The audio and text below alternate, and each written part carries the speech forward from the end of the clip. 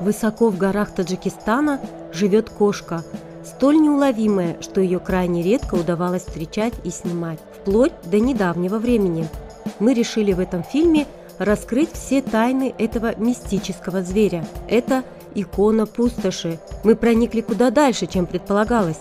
В самое сердце борьбы кошки за выживание. Это первый материал, выходящий за рамки мифа и рассказывающий реальную историю снежного барса.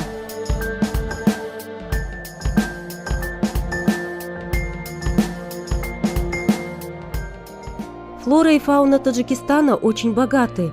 Кроме медведей, волков и других хищников, в высокогорных районах Таджикистана обитает самый осторожный зверь – это снежный барс. Местные называют его паланг.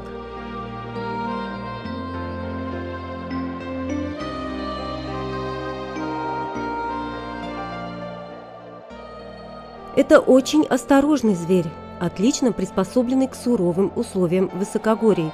По величине снежный барс примерно похож на другую хищную кошку, на леопарда. В длину он достигает 120-150 см, причем хвост длиной примерно достигает 90 см, и благодаря равномерному густому опушению он очень толстый. Вес барса составляет от 23 до 41 кг. Тело снежного барса вытянутое, приземистое, на сравнительно коротких лапах. Снежный барс – белый и пушистый зверь. Он покрыт темными размытыми пятнами, и эта окраска позволяет ему сливаться с тающим снегом, перемешанным с землей и камнями. Шкура барса служит ему отличной защитой в холодный зимний период.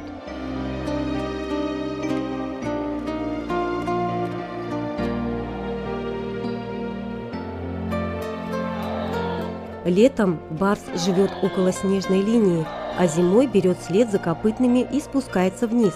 Этот зверь практически не имеет врагов. Для него опасны лишь стая волков и пастушьи собаки. Охотится этот зверь обычно в сумерках или на рассвете, когда тени и предметы сливаются и почти неразличимы.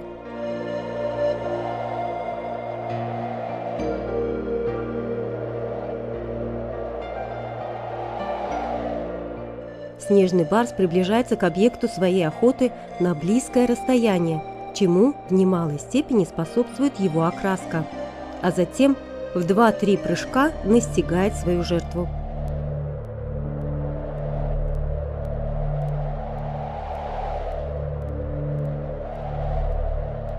Наиболее удобное место для нападений снежный барс выбирает, затаившись на деревьях, скалистых или каменистых вершинах. Нападение происходит неожиданно. Он набрасывается на спину жертвы и вонзает в ее горло свои острые, как меч, зубы. Промахнувшись, как правило, не гонится за добычей, так как он по своим физическим данным уступает ей в скорости. Не без основания барса называют пастухом диких козлов. Охотясь на диких козлов, он вынужден совершать вместе с ними вертикальные кочевки. В зимний период животные в поисках корма спускаются довольно низко. Снежному барсу это выгодно.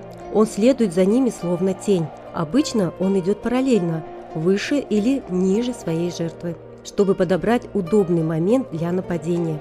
Настигнув жертву, барс остается возле нее несколько дней, до тех пор, пока не съест всю добычу целиком. Еда для такого зверя может быть разнообразной.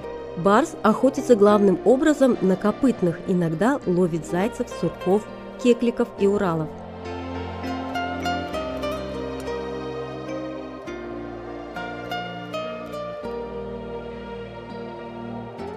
По данным некоторых зоологов, у снежного барса в последнее время снижается количество детенышей в помете.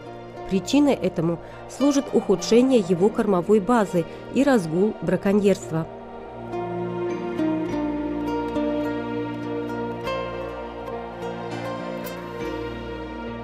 Территория Таджикского национального парка считается ключевым участком ареала снежного барса. Общая численность барсов в Таджикистане оценивается ориентировочно от 200 до 220 особей.